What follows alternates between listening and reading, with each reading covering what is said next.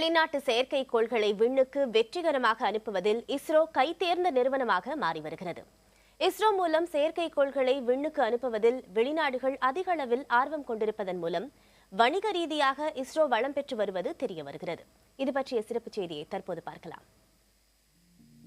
இஸ்ரோ எனப்படும் இந்திய விண்வெளி ஆராய்ச்சி நிறுவனத்தின் வணிக பிரிவான ஆண்ட்ரிக்ஸ் நிறுவனம் மேற்கொள்ளும் ஒப்பந்தத்தின் மூலம் 1999 ஆண்டு முதல் வெளிநாட்டு செயற்கைக்கோள்கள் விண்ணுக்கு செலுத்தப்பட்டு வருகின்றன.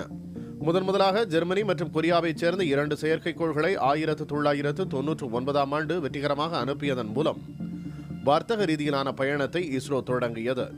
2001 ஆண்டு ஜெர்மனி, பெல்ஜியம் நாடுகளைச் சேர்ந்த 2 செயற்கைக்கோள்களை விண்ணுக்கு அனுப்பிய பிறகு 6 ஆண்டுகள் இஸ்ரோவுக்கு நீண்ட இடைவெளியாக அமைந்தது. அதன் பின்னர் இந்தோனேஷியா, அர்ஜென்டினா, இத்தாலி நாடுகளைச் சேர்ந்த 3 செயற்கைக்கோள்களை 2007 ஆண்டு இஸ்ரோ விண்ணில் செலுத்தியது. 2008 கனடா, ஜப்பான், நெதர்லாந்து உள்ளிட்ட நாடுகளைச் சேர்ந்த 9 செயற்கைக்கோள்களை விண்ணுக்கு அனுப்பிய இஸ்ரோ படிப்படியாக முன்னேறி இந்த ஆண்டு சிங்கப்பூர் செயற்கைக்கோள்கள் உட்பட மொத்தம் 17 செயற்கைக்கோள்களை விண்ணுக்கு ஏவியிருக்கிறது.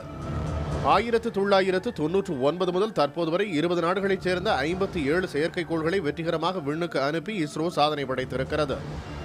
வெளிநாட்டு செயற்கைக்கோள்களை விண்ணுக்கு செலுத்துவதில் கடந்த நிதியாண்டில் சுமார் 1700 கோடி ரூபாய் வருவாயும், நடப்பாண்டில் இதுவரை சுமார் 500 கோடி ரூபாய் வருவாயும் இஸ்ரோவுக்கு கிடைத்திருக்கிறது. இது இந்திய விண்வெளித்துறை வணிக ரீதியாக வளம் பெற்று வருவதை காட்டுவதாக விஞ்ஞானிகளும் அறிவியலாளர்களும் தெரிவிக்கின்றனர். 57 செயற்கைக்கோள்களையும் PSLV ராக்கெட் மூலமே இஸ்ரோ ஏவி இருக்கிறது என்பது மற்றொரு சிறப்பம்சமாகும். இஸ்ரோவிலிருந்து விண்வெளிக்கு அனுப்பப்படும் செயற்கைக்கோள்களை குறிப்பிட்ட சுற்றுவட்ட பாதையில் நிலைநிறுத்துவதற்கான தூரம் குறைவாக இருப்பதே வெளிநாடுகள் இஸ்ரோவை நாடுவதற்கு முக்கிய காரணமாகும்.